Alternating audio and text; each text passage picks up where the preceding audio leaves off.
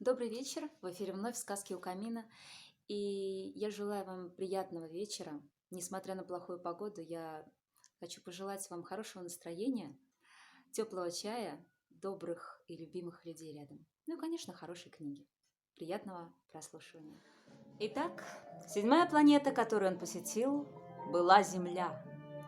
Земля планета непростая. На ней насчитывается 111 королей, в том числе, конечно, и негритянских, 7 тысяч географов, 900 тысяч дельцов, 7,5 миллионов пьяниц, 311 миллионов честолюбцев, итого около 2 миллиардов взрослых.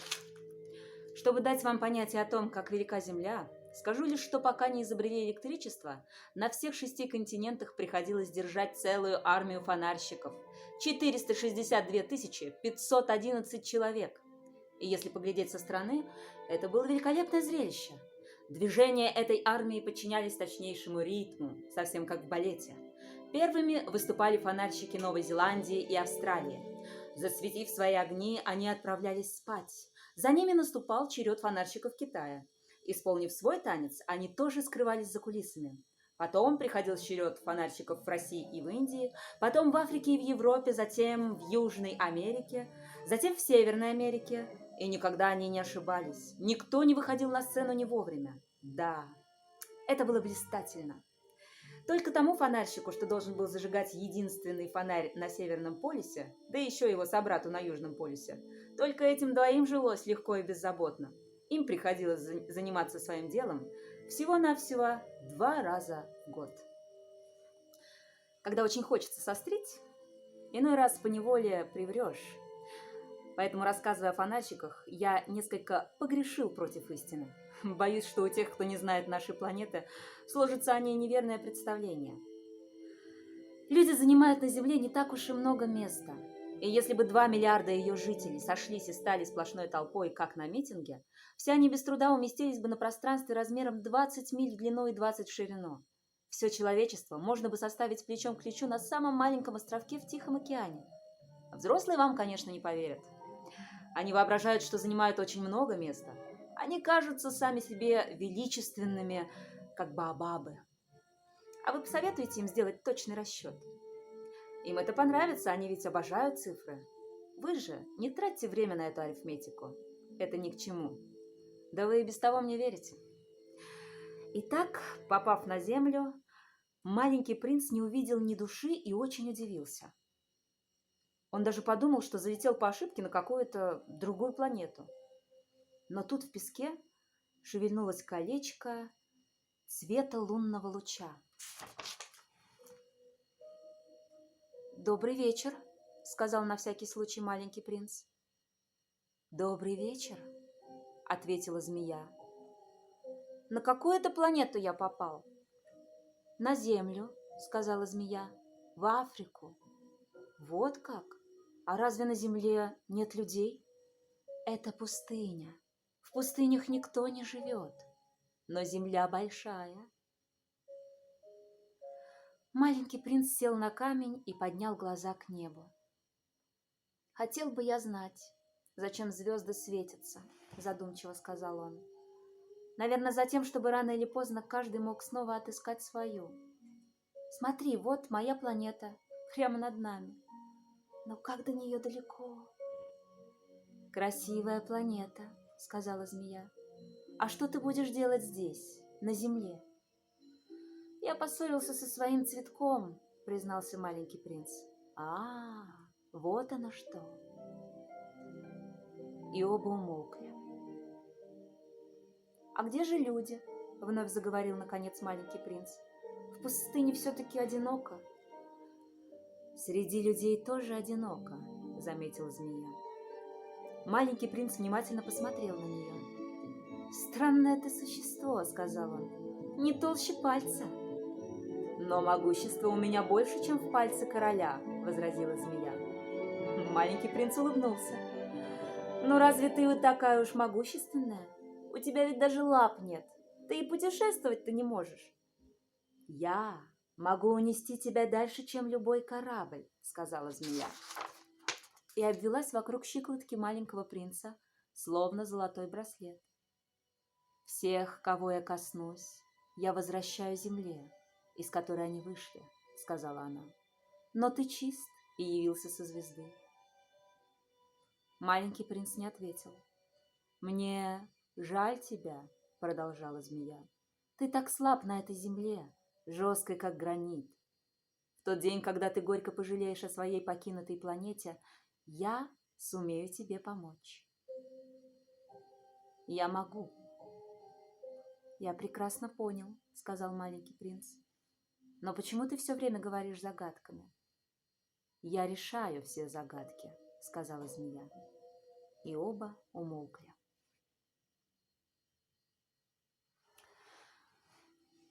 Маленький принц пересек пустыню и никого не встретил. За все время ему попался только один цветок, крохотный, невзрачный цветок о 3 лепестках. «Здравствуй», — сказал маленький принц. «Здравствуй», — отвечал цветок. «А где люди?» — вежливо спросил маленький принц. Цветок видел однажды, как мимо шел караван. «Люди? Ах да, их всего-то, кажется, 6 или 7. Я видел их много лет назад, но где их искать неизвестно. Их носит ветром, у них нет корней, это очень неудобно». «Прощай», — сказал маленький принц. «Прощай», — сказал цветок. Маленький принц поднялся на высокую гору. Прежде он никогда не видал гор, кроме, конечно, своих 3 вулканов, которые были ему по колено. Потухший вулкан служил ему табуретом, и теперь он подумал: с такой высокой горы я сразу увижу всю планету и всех людей. Но увидел только скалы, острые и тонкие, как иглы. «Добрый день!» — сказал он на всякий случай. «Добрый день, день!» — откликнулось эхо. «Кто вы?» — спросил маленький принц. «Кто вы, кто вы, кто вы?» — откликнулось эхо. «Будем друзьями. Я совсем один», — сказал он. «Один, один, один», — откликнулось эхо. «Какая-то странная планета», — подумал маленький принц. «Совсем сухая, вся в иглах и соленая. И у людей не хватает воображения. Они только повторяют то, что им скажешь. Дома у меня был цветок, моя краса и радость». И он всегда заговаривал первым.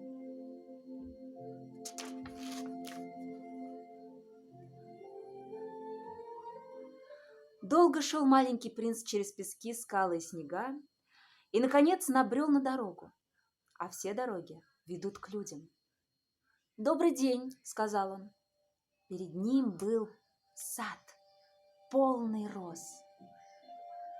«Добрый день», — отозвались розы. И маленький принц увидел, что все они похожи на его цветок. «Кто вы?» — сказал он, пораженный. «Мы розы», — отвечали розы. «Вот как?» — промолвил маленький принц. И почувствовал себя очень-очень несчастным. Его красавица говорила ему, что подобных ей нет во всей вселенной. И вот перед ним 5000 точно таких же цветов в одном только саду. «Ой, как бы она рассердилась, если бы увидела их», — подумал маленький принц. «Она бы ужасно раскашлялась и сделала вид, что умирает, лишь бы не показаться смешной. А мне пришлось бы ходить за ней, как за больной, ведь иначе она и вправду бы умерла, лишь бы унизить и меня тоже». А потом он подумал: я-то воображал, что владею единственным в мире цветком, какого больше нет ни у кого и нигде. А это была самая обыкновенная роза. Только всего у меня и было, что простая роза, да 3 вулкана ростом мне по колено, и то один из них потух, и, может быть, навсегда. Какой же я после этого принц? Он лег в траву и заплакал.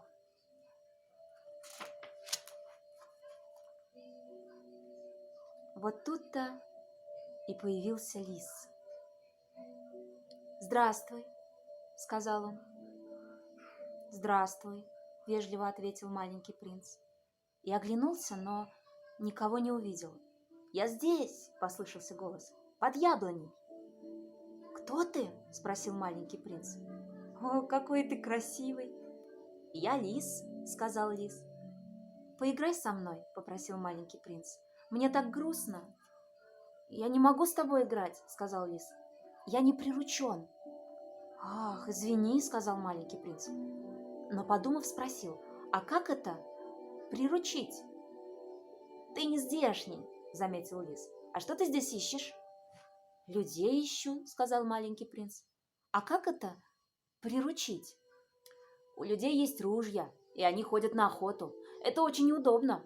И еще они разводят кур. Только этим они и хороши. Ты ищешь кур?» «Нет», — сказал маленький принц. «Я ищу друзей. А как это приручить?» «Это давно забытое понятие», — объяснил лис. «Оно означает создать узы». «Узы? Вот именно», — сказал лис. «Ты для меня пока всего лишь маленький мальчик, точно такой же, как 100 000 других мальчиков. И ты мне не нужен, и я тебе тоже не нужен. Я для тебя только лисица, точно такая же, как 100 000 других лисиц. Но если ты меня приручишь, мы станем нужны друг другу. Ты будешь для меня единственный в целом свете, и я буду для тебя один. Один в целом свете». «Я начинаю понимать», — сказал маленький принц. «Есть одна роза. Наверное, она меня приручила». «Очень возможно», — согласился лис. «На земле чего только не бывает». «Это было не на земле», — сказал маленький принц. Лис очень удивился. «На другой планете?» «Да». «А на той планете есть охотники?» «Нет». «Как интересно. А куры там есть?» «Нет». «Нет в мире совершенства», — вздохнул лис. Но потом он опять заговорил о том же. «Скучная у меня жизнь. Я охочусь за курами, а люди охотятся за мною.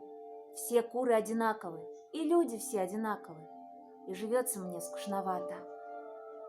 Но если ты меня приручишь, моя жизнь словно солнцем озарится. Твои шаги я стану различать среди тысячи других. Заслышав людские шаги, я всегда убегаю и прячусь. Но твоя походка позовет меня точно музыка, и я выйду из своего убежища. И потом, смотри, видишь, вон там в полях зреет пшеница. Я не ем хлеба, колосья мне не нужны. Пшеничные поля ни о чем мне не говорят, и это грустно. Но у тебя золотые волосы, и как чудесно будет, когда ты меня приручишь. Золотая пшеница станет напоминать мне тебя, и я полюблю шелест колосьев на ветру». Лис замолчал и долго смотрел на маленького принца. Потом сказал: «Пожалуйста, приручи меня». «Я бы рад», — ответил маленький принц, «но у меня так мало времени. Мне еще надо найти друзей и узнать разные вещи». «Узнать можно только те вещи, которые приручишь», — сказал лис. «У людей уже не хватает времени что-либо узнавать. Они покупают вещи готовыми в магазинах. Но ведь нет таких магазинов, где торговали бы друзьями, и потому люди больше не имеют друзей. Если хочешь, чтобы у тебя был друг, приручи меня».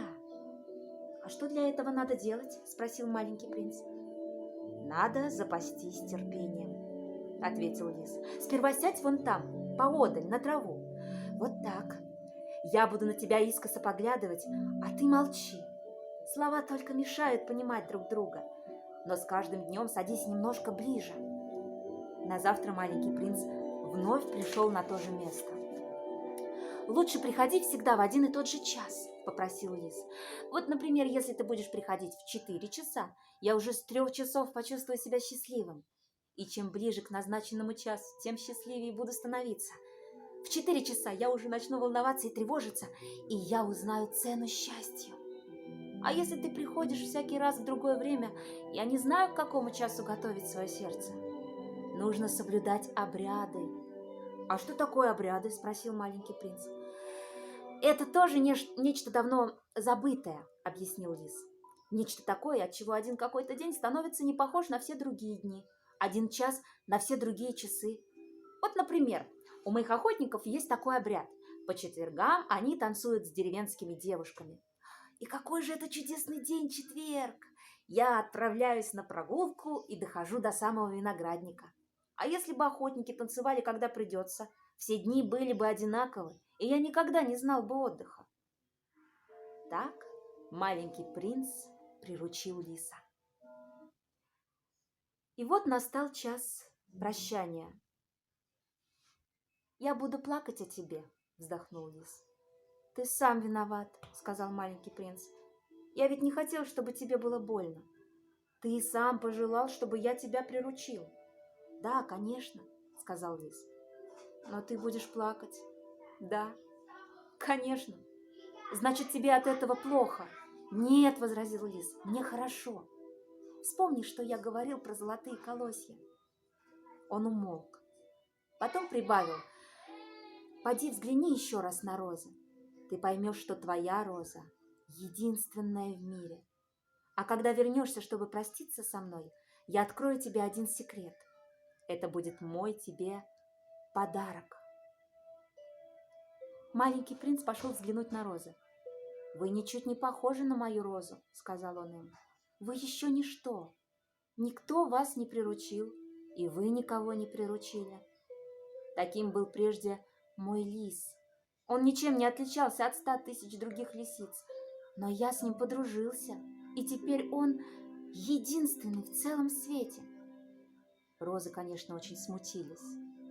«Вы красивые, но пустые», — продолжал маленький принц. «Ради вас не захочется умереть. Конечно, случайный прохожий, поглядев на мою розу, скажет, что она точно такая же, как вы, но мне она одна дороже всех вас. Ведь это ее, а не вас я поливал каждый день. Ее, а не вас накрывал стеклянным колпаком. Ее загораживал ширмой, оберегая от ветра. Для нее убивал гусениц, только 2 или 3 оставил, чтобы вывелись бабочки. Я слушал, как она жаловалась и как хвастала. Я прислушивался к ней, даже когда она умолкала. Она моя». И маленький принц возвратился к лису. «Прощай», — сказал он. «Прощай», — сказал лис. «Вот мой секрет. Он очень прост. Зорко одно лишь сердце. Самого главного глазами не увидишь». «Самого главного глазами не увидишь», — повторил маленький принц, чтобы лучше запомнить. «Твоя роза так дорога тебе, потому что ты отдавал ей все свои дни». «Потому что я отдавал ей все свои дни», — повторил маленький принц, чтобы лучше запомнить. «Люди забыли эту истину», — сказал лис. «Но ты не забывай. Ты навсегда в ответе за всех, кого приручил. Ты в ответе за твою розу. Я в ответе за мою розу», — повторил маленький принц, чтобы лучше запомнить. Ну и на сегодня это все. Спасибо вам огромное за внимание. До встречи завтра.